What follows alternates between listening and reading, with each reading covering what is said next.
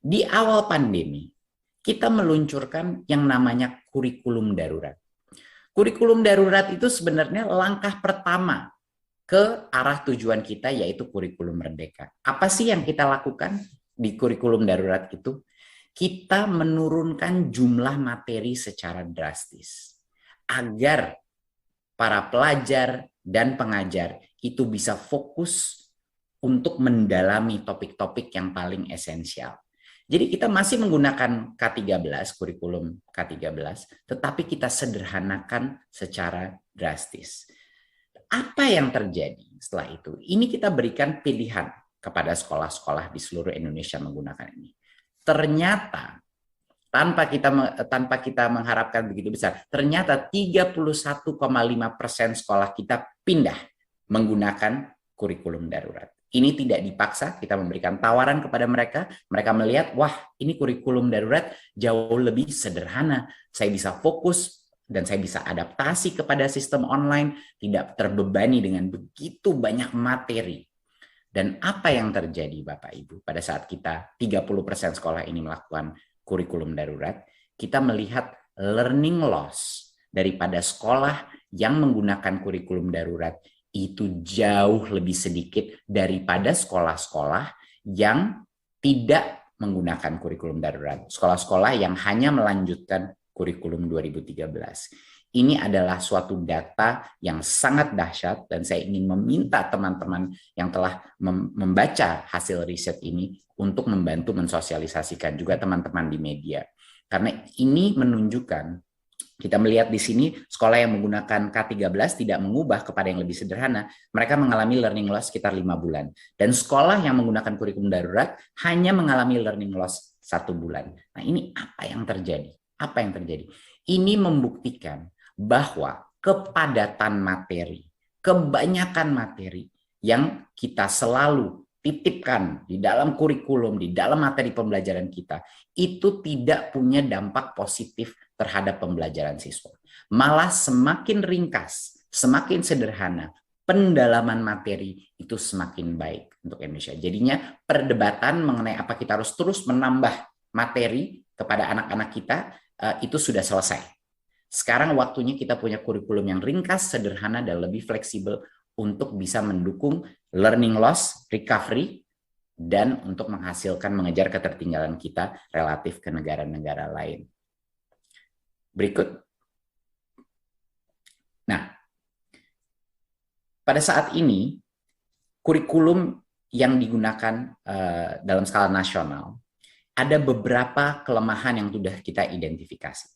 Dan ini sebenarnya bukan suatu hal yang baru, tanyakan saja setiap guru atau orang tua yang membantu anaknya di masa pandemi, ataupun murid-murid. Ya, mereka udah pasti akan menyebut hal yang sama. Setiap orang tua pasti akan mengerti ini. Struktur kurikulum saat ini itu tidak fleksibel. Banyak guru merasa jam pelajaran itu sudah ditentukan per minggu, dia tidak bisa memilih di antara dia mau sekolah itu mau fokus di bagian apa dulu, guru itu mau fokus untuk menguatkan pembelajaran karena sangat kaku dan tidak fleksibel. Kedua, materi terlalu padat. Kita sudah mendengarkan komplain dari anak-anak kita di masa pandemi, sudah materi ini selalu padat. Tidak cukup waktu untuk melakukan pembelajaran yang mendalam dan sesuai dengan tahap perkembangan setiap peserta didik. Semua anak itu berbeda.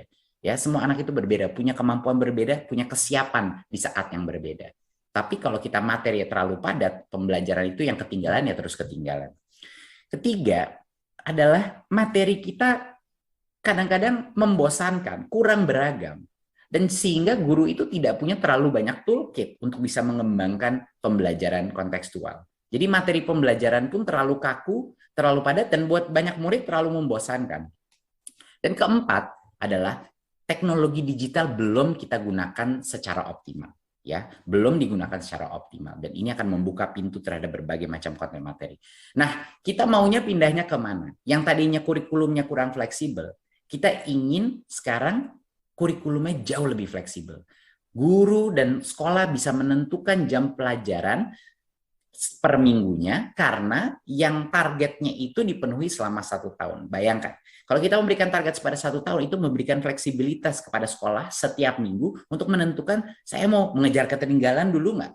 Saya mau fokus di satu bidang dulu nggak, biar sampai matang anak-anak saya mengerti topik ini. Kedua, kita fokus kepada materi yang esensial. Jadi tadi kurikulum darurat itu kita lanjutkan dan kita perbaiki lagi. Jadi langkah pertama sudah kita lakukan di kurikulum darurat, sudah disederhanakan. Jadi kurikulum merdeka itu adalah kurikulum darurat yang terus kita kembangkan sehingga lebih optimal lagi.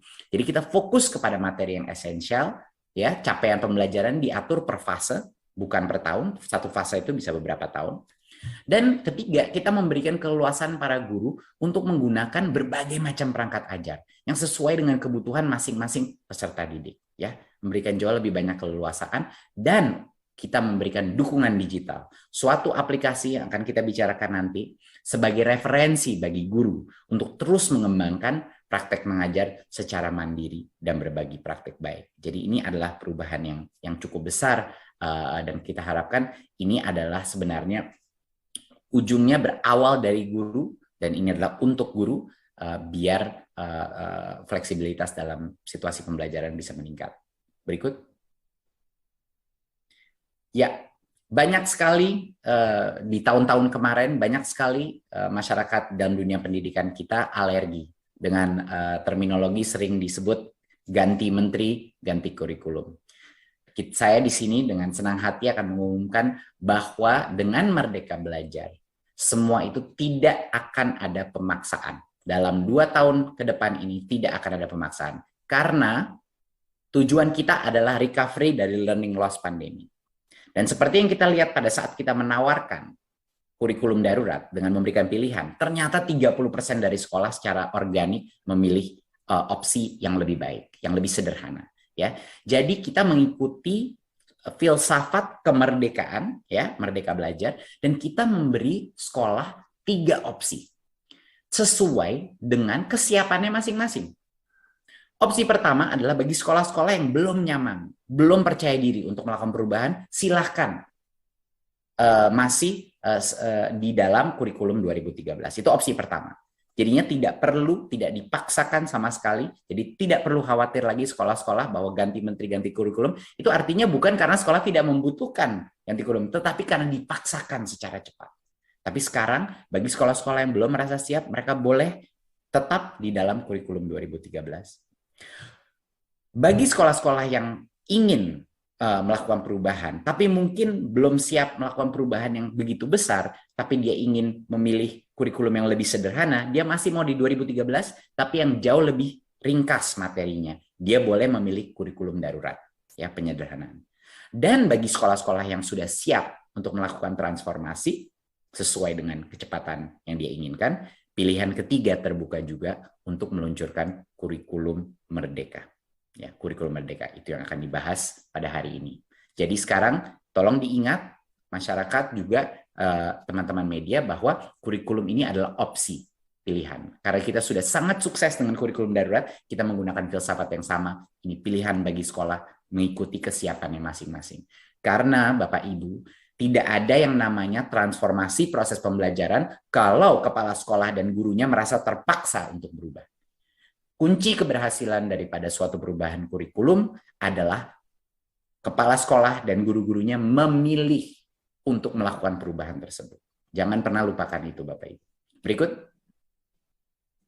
Jadi, satuan pendidikan ini bisa mengimplementasikan kurikulum merdeka secara bertahap, tidak perlu 100% langsung diterapkan, ya. Kita memberikan fleksibilitas. Ya, kurikulum merdeka ini sudah kita tes di 2.500 sekolah penggerak. Namanya dulu kurikulum prototipe. Sekarang karena kita luncurkan kepada sekolah-sekolah lain, namanya kurikulum merdeka. Jadi kurikulum merdeka ini sudah kita tes di 2.500 sekolah. Banyak sekali sekolah yang sudah kita lakukan. Ini diterapkan mulai dari TK, SD, dan sampai ke SMP, SMA. Ya, dan mulai tahun ajaran ini 2022-2023, satuan pendidikan bisa mengimplementasi kurikulum merdeka ini berdasarkan kesiapan masing-masing. Kita akan menyiapkan suatu survei, angket, untuk membantu satuan pendidikan menilai dirinya. Saya udah siap apa tidak untuk menerapkan ini, gitu. Dan 3 pilihan yang dapat diputuskan satuan pendidikan itu adalah mereka bisa menerapkan beberapa bagian saja dari prinsip kurikulum merdeka, nggak perlu full, ya. Mereka juga bisa menerapkan kurikulum merdeka menggunakan perangkat ajar yang sudah disediakan, itu boleh, dan menerapkan kurikulum merdeka dengan mengembangkan sendiri berbagai perangkat ajarnya. Jadinya bahkan bagi yang ingin maju ke kurikulum merdeka, mereka boleh memilih mau tahun berapa dulu mulainya, apa elemen-elemen yang ingin mereka masukkan dulu. Ini sesuai dengan kesiapan sekolah masing-masing. Seperti yang kita bilang, tidak perlu panik para guru dan kepala sekolah karena kemerdekaan dan keputusan itu ada di mereka. Berikut. Apa sih keunggulannya kurikulum merdeka? Ini sekali lagi adalah salah satu menurut saya episode Merdeka Belajar yang paling penting. Pertama, keunggulan kurikulum merdeka sama seperti kurikulum darurat. Nomor satu, lebih sederhana, lebih mendalam. Standar pencapaiannya jauh lebih sederhana. Materinya lebih sedikit sehingga itu memberikan waktu untuk guru mendalami setiap konsep. Karena itu yang penting. Bukan kelebaran daripada materi, tetapi kedalaman yang menjadi fokusnya. Ya. Dan juga dibuat bahasa daripada standar pencapaian pun jauh lebih mudah dimengerti.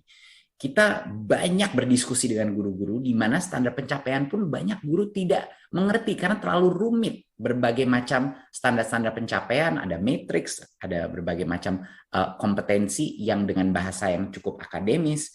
Jadi kami merubah ini dengan membawa guru-guru untuk membantu kita mereformulasi apa itu standar-standar pencapaian dalam kurikulum, sehingga sesuatu itu diberikan input dari guru untuk guru. Itu yang penting sebenarnya, karena yang menggunakan ini adalah guru ujung-ujungnya. Ya, jadi sekolah-sekolah tidak perlu terburu-buru dalam menyelesaikan materi, tidak perlu selalu pindah-pindah walaupun anaknya belum mengerti. Jadi lebih menyenangkan, lebih menenangkan juga bagi para murid-murid. Tidak stres mereka terus karena mereka belum mengerti satu konsep, sudah dipaksa pindah ke konsep berikutnya. Berikut,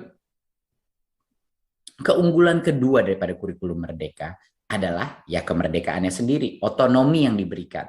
Ya, saya berikan beberapa contoh. Di dalam program SMA sekarang tidak ada lagi program peminatan ya untuk yang memilih kurikulum merdeka. Ya, tidak ada lagi jurusan ya kejuruan atau peminatan yang dulu namanya. Peserta didik bisa memilih mata pelajaran sesuai minat, bakat, dan aspirasinya. Di 2 tahun terakhir SMA, ini salah satu keputusan atau choice atau pemilihan yang bisa diberikan kemerdekaan bagi anak-anak kita yang sudah mulai masuk dalam umur dewasa untuk bisa memilih. Berarti dia tidak terkotak-kotak kepada misalnya IPA atau IPS saja. Mereka bisa memilih sebagian IPA, materi mata pelajaran IPA, sebagian IPS, dan itu adalah suatu hal yang sudah dilakukan di banyak sekali program-program kurikulum internasional, sudah banyak sekali program-program di negara-negara maju yang memberikan pilihan bagi anak-anak kita karena dari kecil mereka sudah dibiasakan untuk bisa memilih dan akuntabel akan keputusannya dia. Dan guru ini diberikan hak untuk mundur apa maju di dalam kurikulum itu, di dalam suatu fase, sesuai dengan tahap pencapaian dan perkembangan murid-muridnya. Ini adalah suatu perubahan yang luar biasa diminta oleh semua guru. Banyak sekali guru-guru yang komplain kepada saya, bahwa walaupun anak-anaknya belum siap maju ke depan, dan makanya kita melihat survei, banyak sekali anak-anak kita di daerah-daerah yang lebih tertinggal itu udah tertinggal 2 tahun bahkan pembelajarannya. Ya, karena guru itu terpaksa untuk terus maju tanpa memikirkan siapa yang ketinggalan. Jadinya guru ini bisa memilih, kalau misalnya guru itu merasa dia mau lebih cepat, itu bisa. Kalau guru itu merasa dia mau pelan-pelan dikit untuk memastikan nggak ada yang ketinggalan, juga bisa. Dan sekolah di dalam kurikulum merdeka ini, sekolah ini diberikan kewenangan untuk mengembangkan kurikulum itu, ya, untuk mengembangkan kurikulum itu sesuai dengan karakteristik sekolah tersebut. Jadinya level otonomi, level kemerdekaan bagi sekolah, bagi guru, dan bagi peserta didik itu sangat tinggi. Jadi ini bukan malah kurikulum yang ingin membelenggu sekolah-sekolah. Ini adalah kurikulum yang paling merdeka dan memberikan kemerdekaan kembali kepada sekolah, hak-hak memilih bagi murid, guru, dan sekolah. Berikut. Di luar daripada kurikulum yang lebih sederhana dan kurikulum yang lebih merdeka, lebih fleksibel dan otonom, ini adalah versi kurikulum di mana murid-murid itu bukan hanya pasif di dalam kelas, tetapi mereka aktif. Jenis-jenis aktivitas yang dilakukan dalam kurikulum ini banyak sekali yang project based. Banyak sekali yang project based. Kita memberikan ruang di dalam waktu kelas untuk project based yang sangat besar. Karena satu, kenapa relevan? Karena ini adalah skill-skill yang akan dibutuhkan anak itu pada saat dia keluar.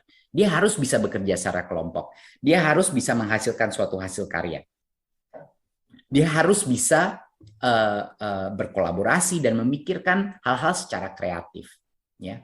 Dan dengan ini akan menjadi jauh lebih menyenangkan buat siswa maupun juga buat gurunya. Ya. Ini memberikan mereka kesempatan juga untuk mengembangkan karakter mereka. Ya, dengan interaktif. Kita sering komplain bahwa anak-anak kita mungkin tidak benar-benar mengerti apa dan belum mendarah daging konsep Pancasila atau belum mendarah daging konsep-konsep seperti budi pekerti dan lain-lain. Yaitu alasannya karena ya kalau mereka membaca itu saja di dalam buku teks, ya tentu saja tidak akan terserap. Mereka harus bisa mengimplementasikannya dengan tindakan nyata. Itulah makanya project based learning menjadi komponen yang sangat penting. Dan juga jauh lebih menyenangkan, sehingga anak-anak merasa sekolah itu jauh lebih interaktif. Jauh lebih interaktif dari sekarang. Pasif saja, dengerin guru, lalu dites di akhirnya. Ya jelas, kalau anak-anak kita tidak mengasosiasikan sekolah dengan sesuatu yang menyenangkan, yang interaktif, di mana mereka merasa mereka itu penting dalam proses pembelajaran itu, di dalam ruang kelas. Ya anak itu akan selalu mengasosiasikan sekolah dengan suatu hal yang negatif. Dan dia tidak mungkin akan menjadi pembelajar sepanjang hayat. Jadi ini adalah elemen ketiga yang terpenting untuk bukan hanya pendidikan skill-skill masa depan dia, bekerja di dalam knowledge economy, di mana ada digital revolution dan lain-lain, dia bisa berkolaborasi, kreativitas, dan critical thinking, tetapi juga pendidikan karakter dia. Karena ini disinilah karakter akan dibangun dengan bekerja sama gotong royong dengan teman-temannya, dengan gurunya untuk melakukan proyek-proyek dalam lingkungan, ya, proyek-proyek climate change, proyek-proyek kebinekaan untuk membangun rasa toleransi antara suku, antara agama, proyek-proyek kesehatan untuk mengerti dampak kesehatan pada dirinya, literasi digital, dan lain-lain. Semua proyek-proyek yang penting, yang relevan, dan yang aktif. Berikut. Nah, penerapan ini didukung dengan berbagai macam perangkat ajar dan pelatihan ya bagi siswa sekolah. Nomor satu, kita menyediakan buku teks, ya, buku teks yang lebih variatif dengan kualitas yang baik. Ya, kita memberikan modul-modul pengajar dan proyek-proyek, profil proyek yang bisa digunakan. Jadi kita tidak akan hanya membiarkan saja sekolah menentukan ini secara sendiri. Kita akan berikan mereka contoh-contoh. Kita akan memberikan mereka dukungan, ya, bimbingan dalam apa saja yang bisa mereka lakukan, apa saja contoh-contoh baik. Jadi itu yang satu. Kedua, kita akan memberikan pelatihan. Pelatihan yang bisa diakses semua guru secara otomatis melalui kanal-kanal digital. Ya, pelatihan di mana secara mandiri guru bisa mempelajari konsep-konsep ini sehingga mereka bisa lebih percaya diri dalam mengimplementasikan kurikulum ini. Ya, ada bentuknya macam-macam. Ada e-book, ada video, ada podcast yang bisa diakses. Ya. Dan guru bisa membentuk komunitas-komunitas belajar yang akan kami bantu fasilitasi untuk berbagi praktik baik dalam adopsi kurikulum merdeka ini. Dan tidak perlu khawatir bagi semua guru, kami menjamin jam mengajar dan tunjangan profesi guru aman. Perubahan struktur mata pelajaran ini tidak akan merugikan guru. Jadi bagi guru-guru yang mungkin khawatir dengan perubahan ini karena lebih fleksibel jam waktunya, kami jamin ini tidak akan merugikan guru, tidak akan mengurangi jam mengajar dan tunjangan guru. Ya, jadi ini mohon ditekankan sekali lagi.